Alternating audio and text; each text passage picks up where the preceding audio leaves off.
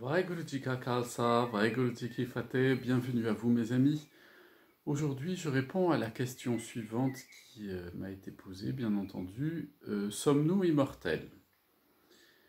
Alors, évidemment c'est une question assez fondamentale puisqu'elle touche à la question de la pérennité de ce que nous sommes, de notre personnalité, de notre individualité, au-delà des limitations de la biologie qui sont sanctionnées par ce qu'on appelle le décès ou la mort.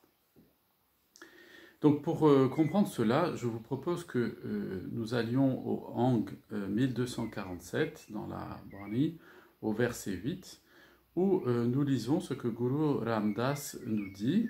Il nous dit la chose suivante: Nanak jivda purk deaya amra padehoi. Autrement dit, ô Nanak, médite sur le Seigneur qui tient dans ses mains la vie éternelle, sur le Seigneur d'éternité. Ainsi, tu obtiendras le statut de l'immortalité. Donc, nous comprenons tout de suite que si nos maîtres de mémoire bénis nous enseignent que par la méditation sur le Seigneur Dieu lui-même, sur le Seigneur Vaheguru lui-même, nous obtenons ainsi l'immortalité, c'est donc que, d'une manière ordinaire, nous ne détenons pas l'immortalité. Nous ne sommes donc pas des êtres immortels. Or, dans notre quotidien, nous avons tendance à le penser, sauf par exemple dans les cas actuels, on l'a vu il y a quelques mois en arrière pendant le confinement, la question du virus qui se propageait, qui continue d'ailleurs à se propager, a rappelé à un certain nombre de personnes, effectivement, et à la société tout entière, que nous n'étions pas indéfiniment présents sur cette terre et que chacun d'entre nous pouvait être immortel.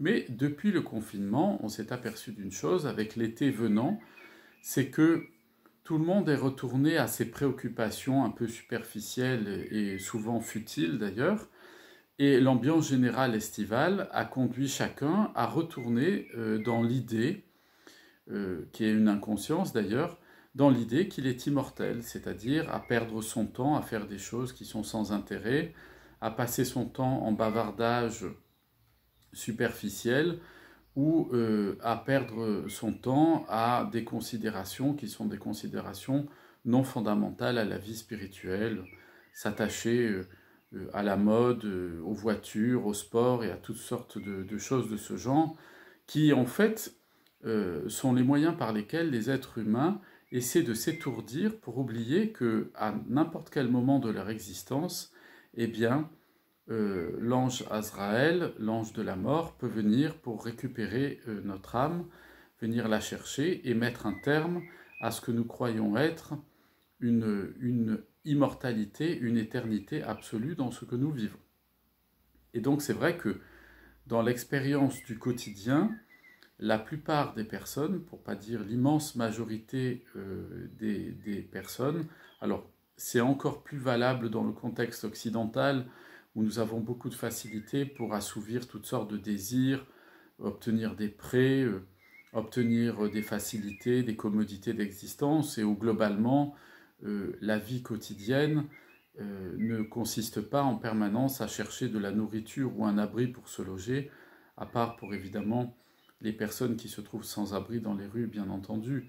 Mais en dehors de cela, l'immense majorité de la population, y compris la population dite la plus défavorisée, a un toit sur la tête, bénéficie d'aides sociales et arrive, même si c'est difficile parfois et on peut le comprendre, mais arrive tout de même à vivre au quotidien. Et donc, globalement, dans les sociétés dites développées ou riches, industriellement parlant et technologiquement parlant, eh bien, cette illusion de l'immortalité est encore plus forte. Et chacun va de son bon train à détailler dans son existence tout ce qui n'est pas encore l'assouvissement de ses désirs.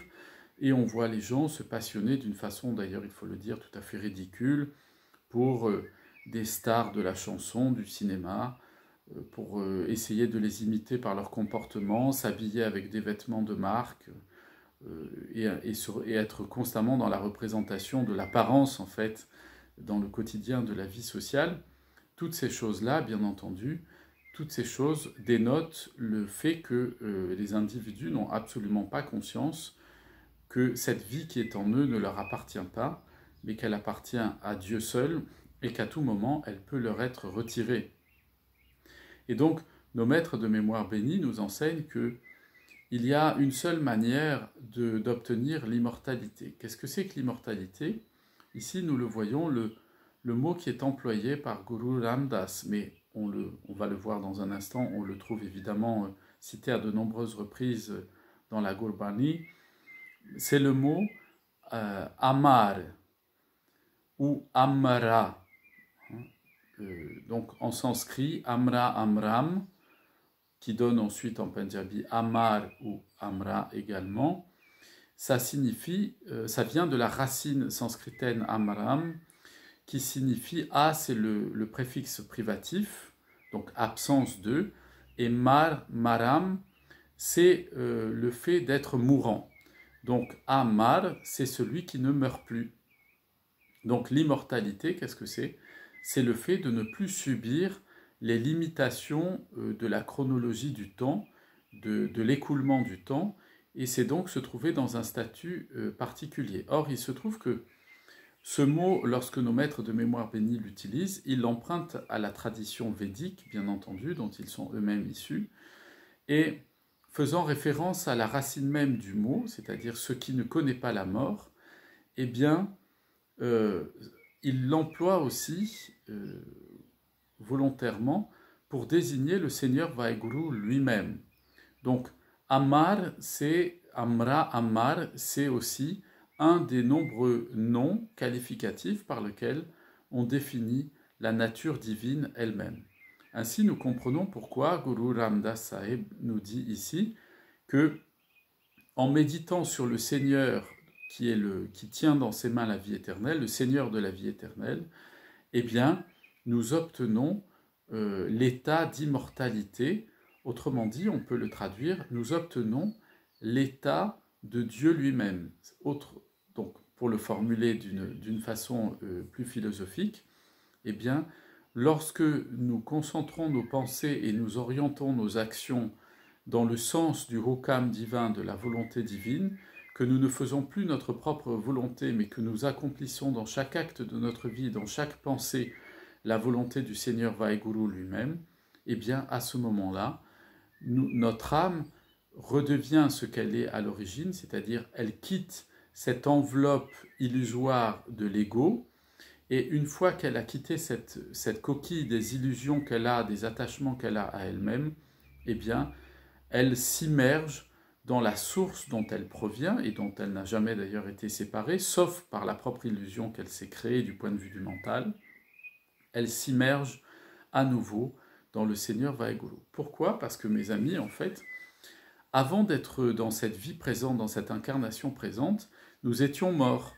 Et après cette vie présente, nous serons morts. Autrement dit, nous passons beaucoup de temps dans le cycle de notre évolution spirituelle. Nous passons plus de temps à être morts qu'à être vivants.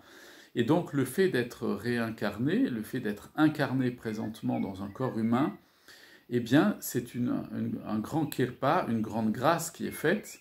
Et c'est la raison pour laquelle nos maîtres de mémoire bénis nous disent qu'il ne faut pas gaspiller ce temps-là.